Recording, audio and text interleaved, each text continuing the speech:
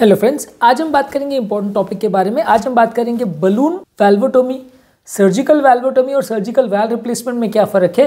ये तीनों ही थेरेपीज़ अगर किसी पेशेंट को वैल्व की रुकावट है या वैल्व का ब्लॉकेज है, वैल्व स्टेनोसिस है, तो उसमें ऑफर की जाती है।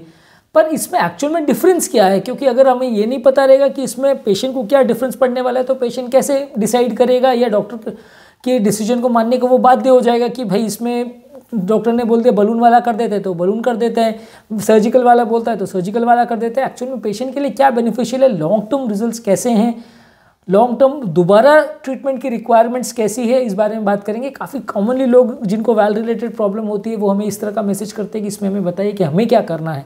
अब ऑब्वियसली देखिए, दूर बैठे मुझे डिसाइड करना बहुत मुश्किल है कि किसी पर्टिकुलर पेशेंट के लिए कौन सा थेरेपी ज़्यादा अच्छा रहेगा। तो बेटर है कि आप खुद अपनी बीमारी को समझ सके, उसके ऑप्शंस को समझ सके, तो बेटर आप डिसाइड कर पाएंगे कि आपके लिए कौन सा पर्टिकुलर ऑप्शन ज़्यादा अच्छा रहेगा। बेसिकली डिफ्रेंशिएशन हम करेंगे बलून वैल्वोटोमी, सर्जिकल वैल्वोटोमी और वैल्व रिप्लेसमेंट के बीच में। जो लोग वैल्वुलर हार्ट डिजीज़ या हार्ट फेलियर के बारे में टॉपिक्स देखना चाहते हैं, इनका प्लेलिस्ट में नीचे कमेंट सेक्शन, डिस्क्रिप्शन बॉक्स और चैट बॉक्स में आई बटन में छोड़ दे रहा हूँ। आप चाहें तो उस रिलेटेड टॉपिक्स को देख सकते हैं।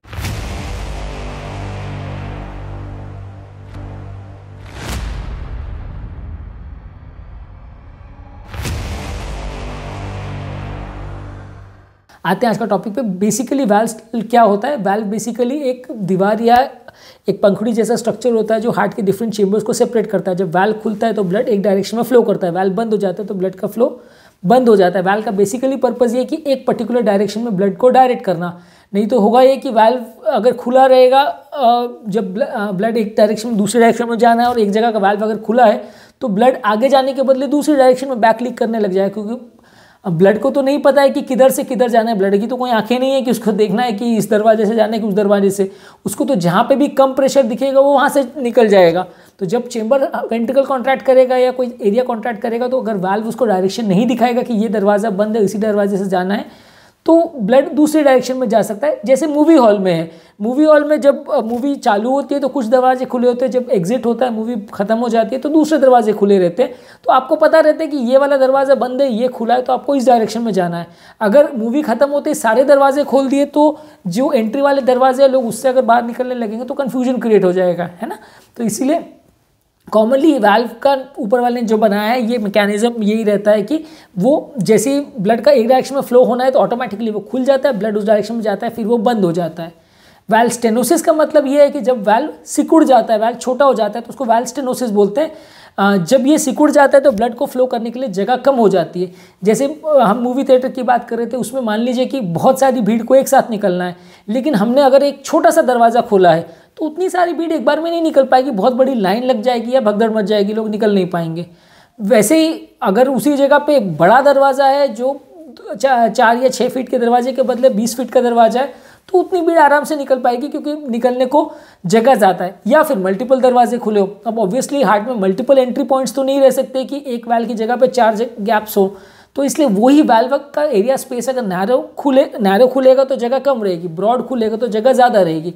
नेचुरली भगवान ने जब वैल्व को बनाया तो स्पेस ज़्यादा दिया है कि ब्लड निकल सके, पर बीमारियों की वजह से या रोमैटिक हार्ट डिजीज़ या कोई भी वैल्व में कैल्शियम जमा होने की वजह से वैल्व का खुलना कॉम्प्रोमाइज़ हो जाता है, जिसकी वजह से वैल्व सिकुड़ जाते हैं, ब्लड फ्लो करने के लिए जगह कम बचती है।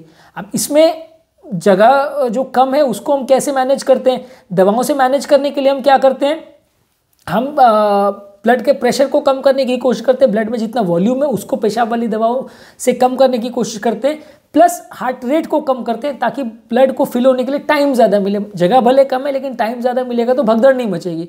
जैसे मूवी थिएटर का हमने समझाया कि अगर आप एक लंबी लाइन लग गई है लेकिन एक ही दरवाज़ा है तो लोगों को आपको टाइम देना पड़ेगा ताकि वो धीरे धीरे निकले। अगर आप बोलेंगे टाइम ही नहीं है और एक ही दरवाजे से सबको निकलना है कि कोई डेंजर आ गया, कोई गोली चल गई है, बॉम्ब फटने वाला है, तो सब भागेंगे, तो उसमें भगदड़ मच जाएगा और हार्ट के केसेस में वो डेंजरस भी हो सकता है, क्योंकि वहाँ पे टर्बुलेंस क्रिएट होगा, ब्लड को निकलने को टाइम नहीं मिलेगा। मेडिसिन का पर्पज़ हमने बताया कि आपको टर्बुलेंस को कम करना है, हार्ट को टाइम ज़्यादा देना है, प्रेशर्स को कम करना है। सर्जन का पर्पज़ क्या है कि उसको खोलना 3 तरीके से हो सकता है कि या तो बलून करके हम वैल्व को खोलें, या सर्जरी करके, ओपन सर्जरी करके वैल्व में जहाँ जहाँ सिकुड़न है या जो जगह की वजह से वैल्व चिपक रहा है उस अधेशंस को हम रिलीज़ करें ताकि वैल्व प्रॉपरली खुल पाए, या तीसरा तरीका है वाल्व रिप्लेस कर दे, रिप्लेसमेंट करके उसके बदले हम मेटालिक या टिश्यू वाल्व लगा सकते हैं। ये कौन कौन से वाल्व्स अवेलेबल है और मेटालिक और टिश्यू वाल्व में क्या डिफरेंस होता है उसके बारे में हमने ऑलरेडी सेपरेट वीडियो किया है। वाल्व स्टेनोसिस और वाल्व रिगर्गिटेशन के बारे में भी हमने सेपरेट वीडियो किया है, जो कि आप मेरे चैनल पर देख सकते हैं।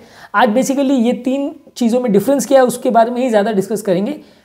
बेसिकली डिफरेंस ये है कि अगर आप सिर्फ बलून से अगर वाल्व को खोलते हैं तो वैसे केसेस में दोबारा रीब्लॉकेज होने का चांस ज़्यादा है, क्योंकि बलून से क्या है, आप वहाँ पे एक बलून बड़ा सा ले जाते हैं, उसमें पानी भरा होता है या उसमें कॉन्ट्रास्ट भरा होता है, उससे आप उसको फुला देते हैं बलून को। तो बलून फुलाने से वहाँ पे जो वाल्व की पंखुड़ियाँ हैं उसमें जो क्रैक्स हैं या जो बीच में अधेशंस है वो फट जाते हैं, जिसकी वजह से वाल्व खुल जाता है। पर इसमें नुकसान ये है कि कभी कभी वाल्व का जो ये खुलना का प्रोसेस है ये कंट्रोल वे में नहीं होता, क्योंकि हम बलून फुला रहे हैं, किस जगह से वाल्व फटेगा वो आपको कह पाना मुश्किल है। नॉर्मली जो वाल्व के गैप्स होते हैं जिन्हें कमिशर्स बोलते हैं, इनका गैप जो वाल्व का खुलने का प्रोसेस है वहीं से होना चाहिए, क्योंकि वो कमिशर्स नेचुरल गैप्स है जिसमें जब वाल्व बंद होगा तो भी लीकेज नहीं होगा। लेकिन कभी कभी जब वाल्व में बहुत ज़्यादा कैल्शियम जमा हो जाता है या वाल्व का स्ट्रक्चर ही ख़राब हो जाता है या जो कमिशनर्स में जहाँ से वाल्व को फटना चाहिए वहाँ पे कैल्शियम जमा हो जाता है जो कि कमिशनर्स को खुलने नहीं देता है, तो वैसे केसेस में कई बार वाल्व गलत जगह से भी फट सकता है, जिससे वाल्व में लीकेज चालू हो जाती है और फिर अननेसेसरी पेशेंट को ओपन हार्ट सर्जरी के लिए जाना पड़ता है। दूसरा, बलून वाल्वोटोमी में एक और प्रॉब्लम ये है कि क्योंकि आपको बात दिखाई नहीं देता तो आप डायरेक्टली खाली अंदाज से बलून को फुलाते हैं जगह पे वहाँ पे पोजीशन करके, तो उसमें कई बार जो वाल्व में प्रॉपरली अगर नहीं खुला हुआ है तो रीब्लॉकेजेस का चांस भी ज़्यादा रहता है। गलत जगह से अगर वाल्व फटा है तो भी रीब्लॉकेज का चांस ज़्यादा रहता है। और कई बार जितना बलून के से द्वारा हम रिजल्ट ऑब्टेन करते हैं वो बहुत सेटिस्फैक्ट्री नहीं होता है। कई बार जितना हमको खुला हुआ वाल्व चाहिए उतना अच्छे रिजल्ट्स नहीं आ पाते। मान के चलिए वाल्व स्टेनोसिस हम माइट्रल वाल्व में तब बोलते हैं जब वाल्व का एरिया 1 सेंटीमीटर से कम हो जाए, सीवियर स्टेनोसिस तब बोलते हैं। 1.5 to 1 रहेगा तो मॉडरेट स्टेनोसिस बोलते हैं, 1.5 से ज़्यादा यानी 2 से कम हो तो माइल्ड स्टेनोसिस बोलते हैं। तो अगर किसी का वाल्व एरिया 1 से कम है तो हम यूजली सर्जरी भेजते हैं। पर बलून वाल्वोटोमी में कई बार क्या होता है कि ओपन करने के बावजूद भी वाल्व एरिया 1.5 1.6 तक ही जा पाता है। पूरा नॉर्मल जितना वाल्व का नॉर्मल एरिया 3.5-4 सेंटीमीटर का होता है माइट्रल वाल्व का, उस लेवल तक वो नहीं पहुंच पाता। तो वैसे केसेस में हमारा वाल्व एरिया नॉर्मल जितना है उसका आधा ही है, पर काम चलने जैसा हो जाता है। पर फिर वैसे ही वाल्व में जब वापस से फ्रिक्शन क्रिएट होता है, वापस से वाल्व का अगर फ्लो एरिया ऑलरेडी कॉम्प्रोमाइज है तो धीरे धीरे करके वाल्व वापस से चिपकने लगते हैं और फिर से उसमें रीस्टेनोसिस डेवलप हो जाता है। तो बलून वाल्वोटोमी अगर हम करते हैं तो पेशेंट को सबसे बड़ा एडवांटेज ये है कि बगैर सर्जरी हो जाती है, सर्जरी की ज़रूरत नहीं है, ओपन हार्ट करने की ज़रूरत नहीं है, दोबारा भी कर सकते हैं। मान लीजिए आपने किया और 5 साल में वापस से रीब्लॉकेज हो गया तो दोबारा भी कर सकते हैं। मान के चलिए कि 30% केसेस में एटलीस्ट उसमें दोबारा रीब्लॉकेज आएगा और ज़्यादातर ये बलून वाल्वोटोमी 5-10 साल तक तो अच्छा रिजल्ट देता है, पर 10 साल के बाद बहुत सारे केस में रीब्लॉकेज आना चालू हो जाता है। तो उसमें उस टाइम पे वाल्व के कंडीशन को रीअसेस किया जाता है कि दोबारा वाल्वोटोमी अगर फीजिबल है तो आप दोबारा वाल्वोटोमी कर सकते हो। अगर वाल्वोटोमी फीजिबल नहीं है तो सर्जरी करना पड़ता है। अब ये फीजिबल नहीं है वो कैसे डिसाइड होता है? मान लीजिए वाल्व में बहुत ज़्यादा कैल्शियम है, कमिशर्स में बहुत ज़्यादा कैल्शियम है, वो फट जाने के चांस ज़्यादा हैं, या वाल्व ऑलरेडी लीकेज हो रहा है वाल्व में। अगर मान लीजिए वाल्व का लीकेज थोड़ा सा हो रहा है, माइल्ड ग्रेड में है, तो आप बलून फिर भी कर सकते हो।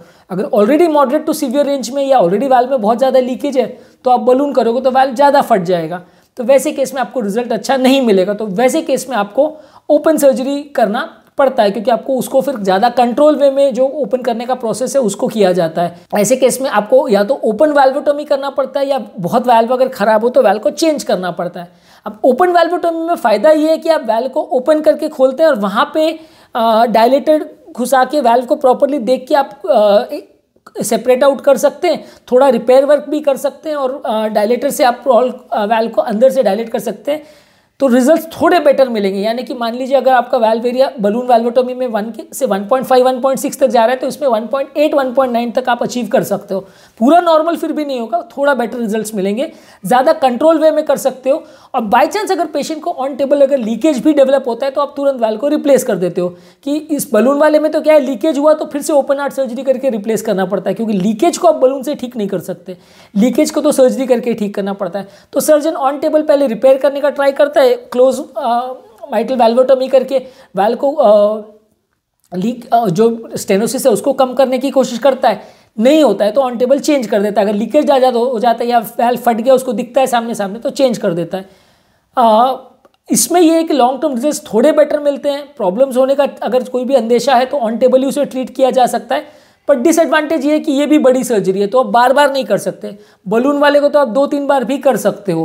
हालांकि ये कि जितने बार आप करते जाते हो वॉल में डैमेज होते जाता है, तो अगली बार ओपन हार्ट सर्जरी या रिप्लेसमेंट के चांसेस बढ़ते जाते हैं। फर्स्ट टाइम जितना अच्छा रिजल्ट आता है, सेकेंड टाइम उससे और कम अच्छा रिजल्ट आता है, थर्ड टाइम और कम अच्छा रिजल्ट आएगा, तो सर्जरी के चांसेस बढ़ जाते हैं। लेकिन बलून वाल्वेटोमी अगर आप ओपन हार्ट करके करते हो तो उसमें ऑब्वियसली ये आपको दिक्कत आती है कि बड़ी सर्जरी आप बार बार नहीं कर सकते। तो एक बार आपने किया, रिजल्ट अच्छा नहीं मिला, तो फिर आपको सर्जरी करके उसको चेंज करना पड़ता है। रिप्लेसमेंट में फ़ायदा ये है कि वाल्व को ही आपने चेंज कर दिया तो दोबारा वो बार बार रीस्टेनोसिस और इसकी माथापच्ची नहीं है। लेकिन रिप्लेस किया हुआ वाल्व भी लाइफ टाइम चलेगा, इसकी भी कोई गारंटी नहीं है। टिश्यू वाला वाल्व 10 से 15 साल चलता है, मेटालिक वाला वाल्व 20 से 25 साल चलता है, और मेटालिक वाले वाल्व में खून पतला करने की दवा कंटिन्यूसली देते रहना पड़ता है, नहीं तो उसमें क्लॉट हो सकता है। टिश्यू वाले वाल्व में फ़ायदा ये है कि खून पतला करने की दवा नहीं देनी पड़ती है, लेकिन वो वाल्व चलता ज़्यादा नहीं है, तो रिपीट सर्जरी की भी 10-12 साल में ज़रूरत पड़ जाती है। इसीलिए मेटालिक वाल्व यंग पेशेंट में यूज़ करते हैं, टिश्यू वाल्व उम्र दराज पेशेंट में यूज़ करते हैं। इन दोनों के बारे में भी क्या डिफरेंस है वो भी मैंने सेपरेट वीडियो के आप मेरे चैनल पर देख सकते हैं, इसका लिंक भी मैं डिस्क्रिप्शन बॉक्स में छोड़ दे रहा हूँ। बेसिकली आज डिफरेंस समझना ये है कि बलून वाला जो हमने किया, सर्जरी वाला जो किया और ओपन रिप्लेसमेंट किया, उसमें बेसिकली किन केसेस में हम ज़्यादा किसको प्रेफर करते हैं। बेसिकली मान के चलिए अगर पहली बार पेशेंट हमारे पास आया है, वाल्व काफ़ी प्लाइबल है, काफ़ी लचीला है, यंग पेशेंट है और ओपन हार्ट सर्जरी नहीं करवाना चाहता है, तो वहाँ बलून वाला ट्राई करते हैं। अगर पेशेंट को सिग्निफिकेंट लीकेज नहीं है तो बलून वाला प्रेफर करेंगे। जहाँ पेशेंट को वाल्व की कंडीशन अच्छी नहीं है और वाल्व में ऑलरेडी थोड़ा बहुत लीकेज है, बलून ऑलरेडी एक आध बार हो चुका है, रिजल्ट अच्छे नहीं है, तो वहाँ ओपन आप वाल्वोटोमी कर सकते हो। अगर रिपेयरेबल वाल्व है तो रिपेयर कर सकते हो, वाल्व अगर खुल सकता है तो खोल सकते हो। जहाँ वाल्व में बहुत ज़्यादा कैल्शियम है या वाल्व में ऑलरेडी बहुत ज़्यादा लीकेज है, मॉडरेट टू सीवियर ग्रेड में लीकेज है, वाल्व ऑलरेडी फट चुका है, इतना डैमेज हो चुका है कि रिपेयर नहीं हो सकता ना बलून से ना सर्जिकल से, तो फिर वहाँ पे रिप्लेसमेंट करना पड़ता है। यानी early stages of the disease में पेशेंट अगर आता है, यंग पेशेंट होता है, तो बलून प्रेफर करते हैं अगर लीकेज ज़्यादा नहीं हो तो। एडवांस स्टेज में जब पेशेंट आता है, उम्र दराज पेशेंट है, हार्ड कैल्सिफाइड वेसल है, ऑलरेडी 1-2 बार बलून हो चुका है, ऑलरेडी ओपन हार्ट एक आध बार हो चुका है, वहाँ पे आप रिप्लेसमेंट को प्रेफर करते हो, वहाँ बलून का ट्राई नहीं करते हो, क्योंकि रिजल्ट आपने थोड़े दिन के अगर दे भी दिया तो भी लॉन्ग टर्म बहुत अच्छा रिजल्ट मिलेगा नहीं, वहाँ पे लोगों को लॉन्ग टर्म प्रॉब्लम आने का अंदेशा ज़्यादा है। इसीलिए पेशेंट की प्रायोरिटी या पेशेंट का प्रेफरेंस ज़रूर ये होता है कि मुझे बलून वाला कर दो, क्योंकि ओपन हार्ट ज़्यादातर आज की डेट में लोग कराना नहीं चाहते हैं, बड़ी सर्जरी है, डर लगता है, इसलिए लोग नहीं कराना चाहते हैं। लेकिन वाल्व की कंडीशन देख के डिसाइड होता है कि पेशेंट को तीनों में से कौन सा ऑप्शन सबसे बेस्ट पड़ेगा। और कई बार ऑन टेबल डिसीजन चेंज भी हो सकता है कि वाल्व को आप गए रिपेयर करने को, रिपेयरेबल नहीं मिला तो रिप्लेस भी करना पड़ता है, वो ऑन टेबल डिसीजन चेंज भी हो सकता है। उतना फ्रीडम आपको सर्जन को देना पड़ेगा कि भाई आप देख के डिसाइड कर लो कि आप करना है कि रिपेयर की चेंज। रिपेयर ऑब्वियसली थोड़ा बेनिफिशियल रहेगा कि रिप्लेसमेंट वाले आतापच्ची आपको नहीं रहेगी, पर रिपेयर में आपको हमेशा ये दिक्कत रहेगी कि दोबारा प्रॉब्लम आने का अंदेशा रिप्लेसमेंट से ज़्यादा है। बहुत ज़्यादा ऐसा नहीं, पर रिप्लेसमेंट से ज़्यादा है। सिंपल अगर आप बलून कर रहे हैं तो आप मान के चल रहे हैं कि आपको 5-10 साल वो काम देगा और दिक्कत नहीं करेगा। अगर आप ओपन वाल्वोटोमी कर रहे हैं तो भी 5 से 10 या 15 साल तक वो चल सकता है। सर्जिकल रिप्लेसमेंट कर रहे हैं तो उसका रिजल्ट 10 से 25 साल के बीच में चल सकता है। टिश्यू वाल्व में 10 से 15 साल, मेटालिक वाल्व में 25 से 30 साल, बशर्ते आप दवा रेगुलर लेते रहें, रेगुलर फॉलोअप में रहें, रेगुलर चेकअप में रहें और बाकी मेडिसिन को रेगुलर टाइम पे लेते रहें, तो आपको उतने लॉन्ग टर्म रिजल्ट्स मिल सकते हैं। तीनों ही केसेस में आपको डॉक्टर के फॉलोअप में रहना कंपलसरी है। तीनों ही केसेस में आपको रेगुलर मेडिसिन लेते रहना ज़रूरी है। तीनों ही केसेस में आपको हर 3 से 6 महीने में इको करवाते रहना ज़रूरी है, ताकि वाल्व का कंडीशन कैसा है वो डॉक्टर आपको चेक करके बता सके और उस हिसाब से मैनेजमेंट स्ट्रैटेजी चेंज कर सके। तीनों ही प्रोसीजर्स में लाइफ टाइम चलेगा ऐसा कोई गारंटी नहीं है। हाँ, बलून वाला कंपेरेटिवली लेस इन्वेजिव है, सर्जिकल वाला ज़्यादा इन्वेजिव है, वो रिप्लेसमेंट वाला सबसे ज़्यादा इन्वेजिव है, सबसे ज़्यादा बड़ा प्रोसीजर है। तो ऑब्वियसली उसके साथ पेशेंट की प्रेफरेंस इसकी तरफ ज़्यादा रहती है कि बलून वाला कर दो। सर्जन को ज़्यादा रिप्लेसमेंट ईजी पड़ता है रिपेयर से, तो इसलिए सर्जन प्रेफर करता है कि काट के वाल्व को चेंज कर दो, तो सर्जन को ईजी ज़्यादा पड़ता है। सर्जिकल रिपेयर करना सर्जन को टफ ज़्यादा पड़ता है, लेकिन पेशेंट के पॉइंट ऑफ व्यू वो थोड़ा सा बेटर रहता है, गिवन द फैक्ट कि थोड़ा सर्जिकल रिप्लेसमेंट से वो चलेगा कम, यानी रिपीट सर्जरी की दोबारा ज़रूरत पड़ सकती है। तो ये चीज़ों को समझ के हमको डिसीजन लेना है कि पेशेंट के लिए लॉन्ग टर्म बेनिफिशियल क्या है। ज़्यादातर इसका डिसीजन जो है इकोकार्डियोग्राफी पर ही होता है। इकोकार्डियोग्राफी में क्या फाइंडिंग्स है उसके बेसिस पे डॉक्टर आपको बता पाएगा, कार्डियोलॉजिस्ट की आपको रिपेयर लगेगा, रिप्लेसमेंट लगेगा या बलून लगेगा, किसके लॉन्ग टर्म रिजल्ट्स कैसे आएंगे। तीनों में कोई भी प्रोसीजर लाइफ टाइम आपको गारंटी नहीं दे सकता कि हम कभी कोई दिक्कत नहीं आएगी। ऑन टेबल पेशेंट का क्या कंडीशन है उसके हिसाब से डिसाइड करना पड़ता है। तो आज के टॉपिक में हमने बात की balloon replacement, balloon valvotomy, surgical replacement के बारे में। अगर इस टॉपिक को संबंधित आपकी कोई कमेंट्स, क्वेरी, सजेशन है, कोई और टॉपिक्स पर आप चाहते हैं वीडियोस बनाएं, कोई पेशेंट रिलेटेड क्वेरीज है तो नीचे कमेंट सेक्शन में उनके बारे में बता सकते हैं, हम उन्हें कवर करने का प्रयास करेंगे। अंत में मैं डॉक्टर नवीन अग्रवाल तहे दिल से आपका शुक्रिया अदा करूँगा कि आपने इस टॉपिक को एंड तक देखा। जो लोग हमारे चैनल पे नए हैं उन्हें रिक्वेस्ट करूँगा कि चैनल को सब्सक्राइब करें। ऐसा करने से चैनल को कंटिन्यू करने के लिए हमें मोटिवेशन, इंस्पिरेशन मिलती है, और जब भी हम कोई नया कंटेंट अपलोड करते हैं तो आपका उसको नोटिफिकेशन मिल जाता है, तो आप उस कंटेंट को देख के उसका एडवांटेज ले सकते हैं। Thank you.